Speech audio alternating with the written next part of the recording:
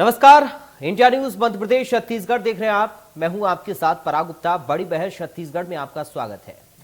छत्तीसगढ़ की भूपेश सरकार के बीते 3 सालों के कार्यकाल के दौरान centre for monitoring Indian economy संगठन द्वारा जारी किए गए बेरोजगारी के नए आंकड़ों के मुताबिक मार्च महीने में छत्तीसगढ़ में बेरोजगारी दर अब तक के सबसे न्यूनतम स्तर 0.6% पर पहुंची है।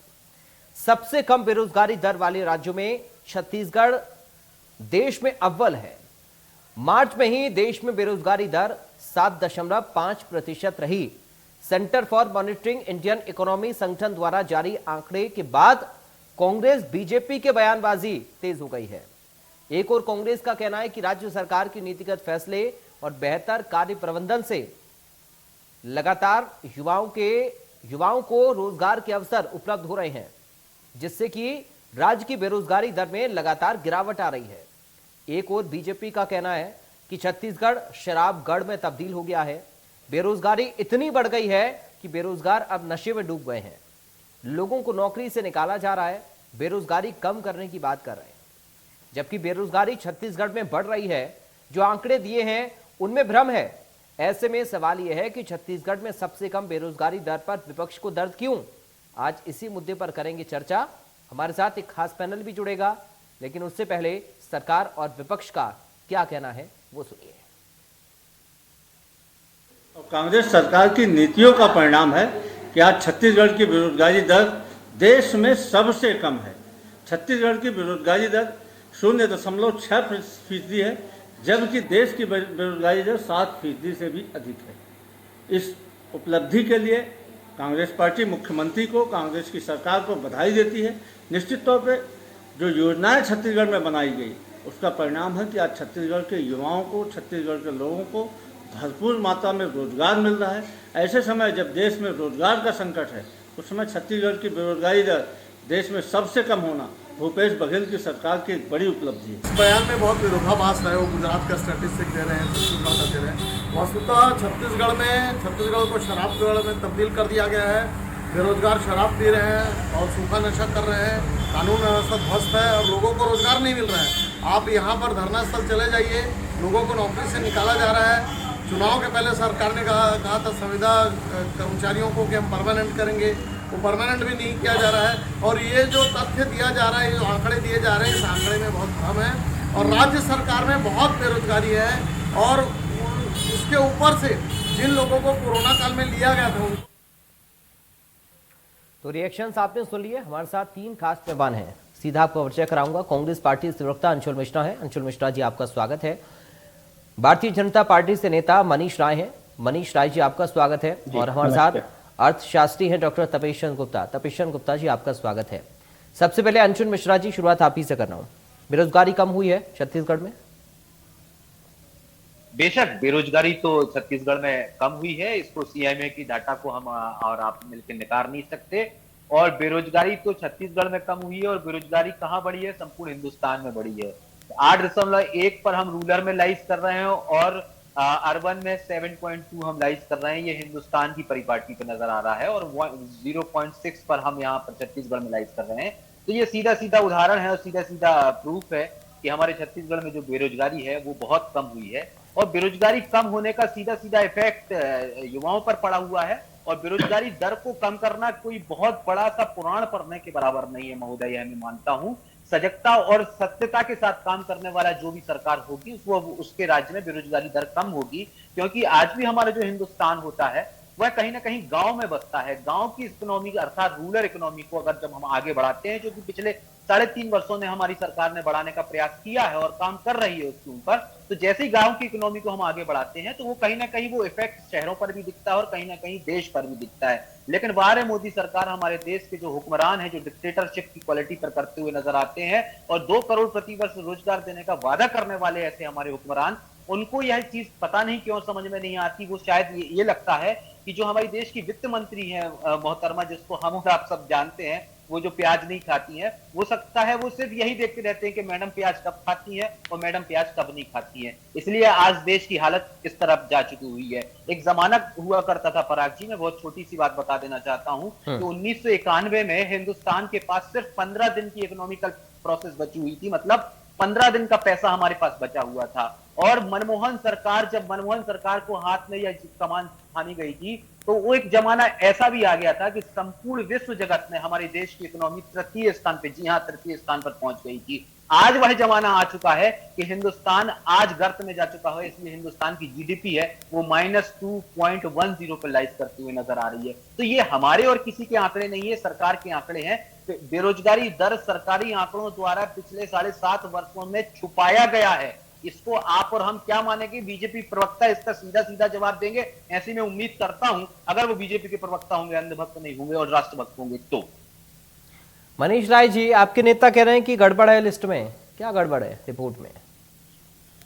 बिल्कुल गड़बड़ है पराग जी। देखिए अंशुल जी, डाटा तो कुछ बिल्कुल गूगल सर्च करके अच्छे से ले आए हैं, लेकिन शायद बाकी डाटाओं पे अगर गौर कर लेते तो मुझे लगता है ज्यादा अच्छा होता। अगर गंगा जल की कसम खाकर शराबबंदी की बात भूपेश जी ने की है तो वो तो आज किया नहीं। बेरोजगारी अगर 0.6% की बात कर रहे हैं तो सबसे ज्यादा बेरोजगारी दर जो है वो अगर मुख्य राज्यों में देखा जाए तो राजस्थान में है 25% तक है, झारखंड में 14% है, दिल्ली में 14% है बेरोजगारी की दर। लेकिन क्या होता है, जो centre of monitoring of Indian economy का जब डाटा एनालिसिस होता है तो उसमें राज्य सरकार का अहम रोल होता है, और राज्य सरकार के अधिकारी चाहे वो चीफ सेक्रेटरी हो चाहे फाइनेंस सेक्रेटरी हो, वो सारे सेक्रेटरी मिलकर ही डाटा को अपडेट करके देते हैं। तो डेफिनेटली ये भ्रम फैलाने वाली स्थिति तो है, ये तो मैं मानूंगा और स्वीकार भी करूंगा। अगर बेरोजगारी दर कम हुई है तो मुझे बताइए कि धरना स्थल पे 25,000 लोग धरना क्यों दे रहे हैं? 18,000 महिला स्व सहायता समूहों वालों को नौकरी से निकाल दिया, उनके बेरोजगार कर दिया गया, वो कहां गए? क्या बेरोजगार नहीं हुए? अगर आज पुलिस में भर्ती कंप्लीट नहीं हुई, 14,500 शिक्षकों की भर्ती कंप्लीट नहीं हुई, क्या बेरोजगारी नहीं है? अगर आईटी और इंडस्ट्री कोई नया लगा होगा 3 सालों में, कांग्रेस सरकार ने, भूपेश सरकार ने लगाया होगा, तो मुझे बता दिया जाए, व्हाइट पेपर जारी कर दे कांग्रेस के प्रवक्ता और कांग्रेस के नेता और मुख्यमंत्री की बेरोजगारी नहीं बढ़ी है छत्तीसगढ़ में। और ऐसे भ्रष्टाचार, चाहे वो गौठान योजना हो, चाहे किसान न्याय योजना हो, चाहे वो बेरोजगारी भत्ता का मामला हो, हर मामले में भूपेश सरकार ने सिर्फ और सिर्फ झूठ बोला है। 3 वर्षों में जितना कर छत्तीसगढ़ सरकार ने लिया है वो शायद 15 वर्षों में भी रमन सिंह सरकार ने नहीं लिया था। ये एक्चुअली असली हालात है छत्तीसगढ़ की कांग्रेस सरकार की। तो ये सिर्फ झूठ और सिर्फ झूठ का पुलिंदा जो है ये पेश करना चाहते हैं जनता को भ्रम की स्थिति, क्योंकि 1 साल बाद चुनाव है, बस यही कारण है। अगर आप सारे तुलना करेंगे राज्यों से तो एमपी का भी बेरोजगारी दर सीएमआई के हिसाब से 1.4% है, गुजरात में 1.8% है। तो अगर तुलना ही करना है तो फिर ऑल ओवर इंडिया में तुलना करें। और इन्होंने अंशुल जी की एक छोटी सी बात को मैं उसी पे पॉइंट आउट करूंगा। अंशुल जी ने कहा रूरल में 8.1% और 7.5% अर्बन में। तो अगर रूरल में 8.1% बेरोजगारी बढ़ी है तो आपके ग्रामीण विकास योजना तो अपने आप में फेल हो गई। इसका मतलब अरे देश की बोल रहा हूँ, थोड़ा सा रुकिए प्लीज प्लीज प्लीज प्लीज। इसीलिए मैं उसी चीज को पॉइंट आउट कर रहा हूँ, आप टेक्निकल चीज को समझिए अंशुल जी। इसीलिए मैं बोला ना, मैं राष्ट्रभक्त आदमी हूँ, इसीलिए आप अंधभक्त मत बनिए अपने भूपेश सरकार के। इसीलिए मैं फैक्ट और फिगर पे बात करता हूँ, सीधी सीधी बात जवाब दूंगा कि अगर आप लोगों ने सही चीज दर्शाई है तो मुझे बता दीजिए कि यहाँ जो बेरोजगार युवा धरना स्थल पे बैठे हैं वो कौन है, वो कहां से आए? अगर सीएम का घेराव करने जाते हैं वो कौन है? तो ये सिर्फ मुझे बता दीजिए कि ये जो बेरोजगार, अच्छा कोई इंडस्ट्री पे अगर लगाया है भूपेश सरकार ने, कोई इनिशिएटिव लिया है पिछले 3 वर्षों में, तो मुझे उसकी जानकारी दे दी। चलिए ठीक है अंशुल जी, आऊंगा, थोड़ा सा आपको रुकना होगा, अभी तपेशन जी रह रहे हैं पहले राउंड में। तपेशन गुप्ता जी, इन आंकड़ों पर आपका आकलन क्या कह रहा है? बाजीगरी है या फिर छत्तीसगढ़ मॉडल का दम है? देखिए, अब ऐसा आगा प्रश्न जो आपने कहा छत्तीसगढ़ मॉडल का, तो ये बातें मैं आपको बहुत स्पष्ट कर दूं कि ये आंकड़ों की बाजीगरी नहीं हो सकती। यदि अगर आंकड़ों की बाजीगरी होती तो आम जनता इसका स्वयं जवाब दे देती जी। पहली बात ये। दूसरी बात ये कि मनरेगा जैसी योजना जो बेरोजगारी दूर करने के लिए या काम देने के लिए थी, यह केंद्र सरकार की योजनाएं होती हैं, इसमें केंद्र और राज्य को बांटने की जरूरत नहीं है। यह मुद्दा बेरोजगारी का मामला है, युवा लोगों का है। और यदि अगर ऐसे परिस्थिति में यदि अगर रोजगार के अवसर चाहे शहरी क्षेत्र में विकसित हुए हो चाहे ग्रामीण क्षेत्र में विकसित हुए हो, वह प्रदेश के हित में है, ये सबसे पहली बात है।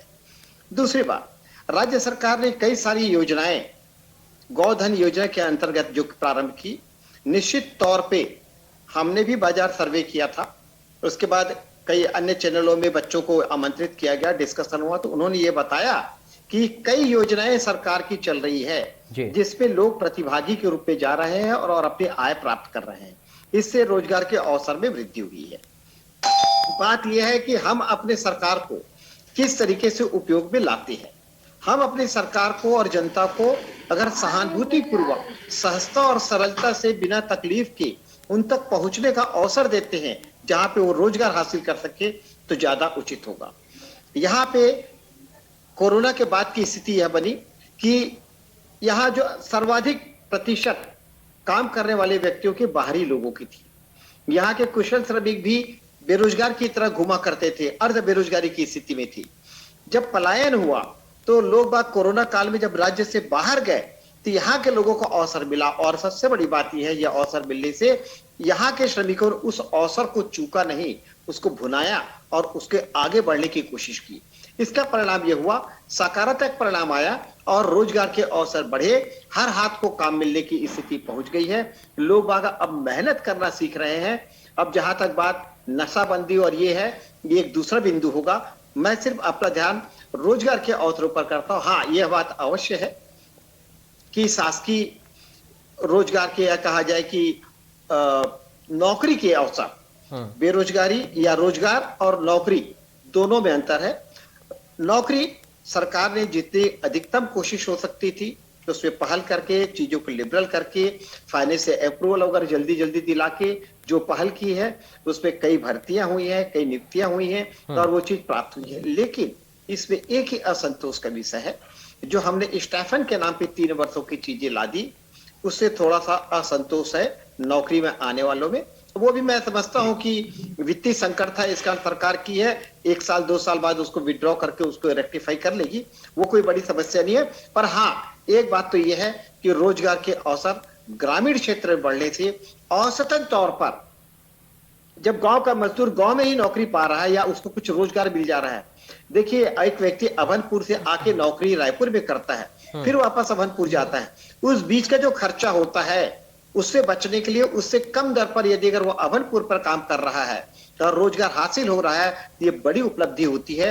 इसे हमें स्वीकार करना चाहिए। यदि अगर आंकड़ों की बाजीगरी है तो उसे आप विधानसभा में और दूसरे प्लेटफॉर्म पे आप उसको लेके उजागर करिए। इसमें हमको कोई कुछ नहीं कहना है, यह एक राजनीतिक बिंदु है, इसमें टीका टिप्पणी उचित नहीं होगा। पर सर्वे की रिपोर्ट के आधार पर, विश्लेषण के आधार पर यह है कि जब हमने जानकारी भेजी है राज्य की तो केंद्र ने स्वीकार की है।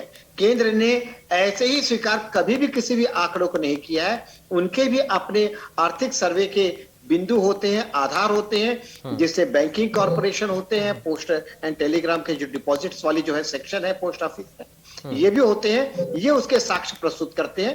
तो ऐसा मैं ये नहीं मानता कि जानकारी जो तथ्यहीन दिए गए हैं वो उसको केंद्र सरकार स्वीकार कर ली होगी, मैं ये नहीं मानता। ये आपसी मामला इनका हो सकता है पार्टीगत, लेकिन आर्थिक दृष्टिकोण से मैं कहूंगा छत्तीसगढ़ राज्य में वर्तमान में जो नरवा गरवा घुरवा बारी जो चली है और रोजगार के दूसरे अवसर, किसानों को जो बोनस मिलने शुरू हुआ, इससे भी आर्थिक रूप से लाभान्वित होकर लोग अपने अपने रोजगार की ओर मुखर हुए हैं। इतना इसका लाभ तो जरूर प्राप्त हुआ है। ठीक है अंशुल जी, अपनी बात रख सकते हैं आप, और थोड़ा अब संक्षेप में हम चर्चा को करेंगे क्योंकि उसके बाद मनीष जी भी बहुत सारी बातें मुझे लगता है कि देना चाह रहे हैं आप तपेशन गुप्ता जी की बात का जवाब। अंशुल जी अपनी बात रखिए, उसके बाद मनीष जी आपके पास आ रहा हूँ।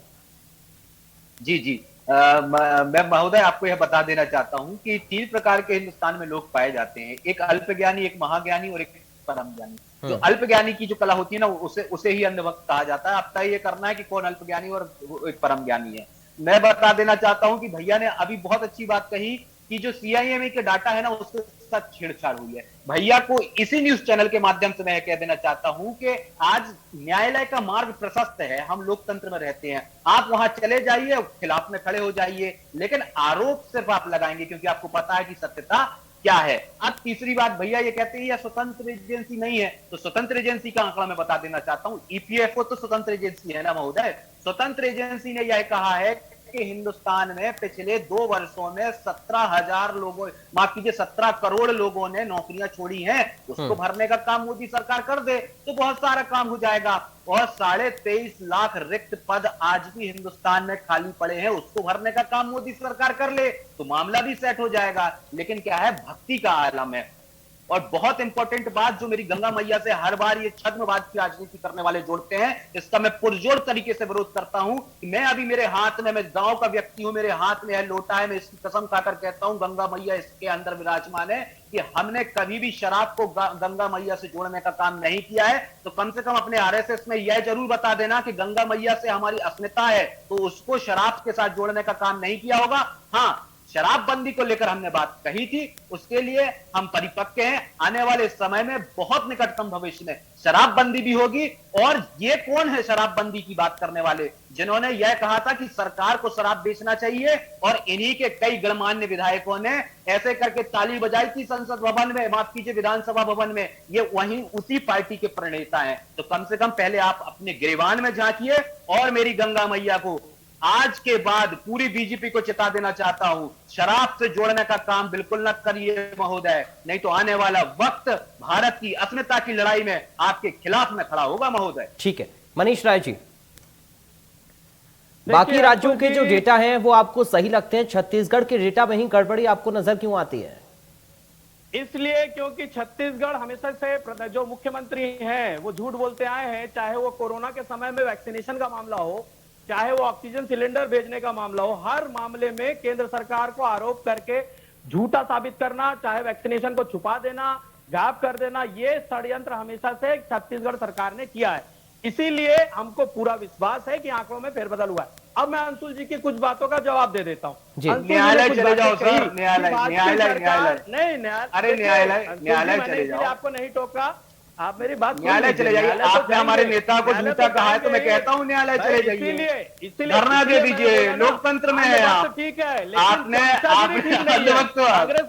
अंधभक्त ठीक है ना, आपने मान लिया कि आप अंधभक्त हो। धन्यवाद, आपने मान लिया अंधभक्त। धन्यवाद, धन्यवाद सर। गौठान आपने मेरे नेता को अगर झूठा कहा है तो न्यायालय चले जाइए। सुन लीजिए, न्यायालय न्यायालय की क्षमता, पहले सुनने की क्षमता, पूरी क्षमता है। चलिए ठीक है, आप थोड़ा सुन लीजिए, इसके बाद में आऊंगा। सच बोलने की क्षमता। चलिए ठीक है, एक एक करके अपनी बात रखते हैं ताकि दर्शक भी समझ पाए, समय खराब ना करें मनीष जी।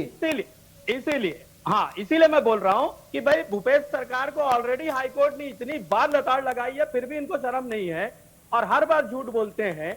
इसीलिए मैं कहता हूं कि आंकड़े अगर सही हैं तो मुझे सिर्फ इतना बता दिए, हमारे मातृशक्तियों को, स्व सहायता समूह को बेरोजगार किया, क्यों किया? अगर इतने सारे लोग संविदा कर्मचारी बैठे हैं तो क्यों है? अगर ये सारी चीजें हैं तो मेरा कहना है कि अगर 0.6% अगर सही में बेरोजगारी दर है छत्तीसगढ़ की, तो वाकई में मैं आपके चैनल के माध्यम से कहना चाहता हूं, ठीक है, काबिल तारीफ है, लेकिन व्हाइट पेपर में लिख कर दें कि उन्होंने कितना रोजगार दिया है, जारी करे भूपेश सरकार, तब हम मानेंगे कि वाकई में छत्तीसगढ़ में। लेकिन हाँ, मैं तपेश चंद जी की एक बात का मैं समर्थन करूंगा कि हाँ, हमने खुद भी भूपेश जी को धन्यवाद दिया है कि जो गोबर बेचने वाली उन्होंने योजना शुरू की थी, मैं उसके लिए उनको साधुवाद भी देता हूं कि वाकई में ये योजना हम लोगों ने भी प्लानिंग की थी, लेकिन भूपेश जी ने उसको इंप्लीमेंट किया।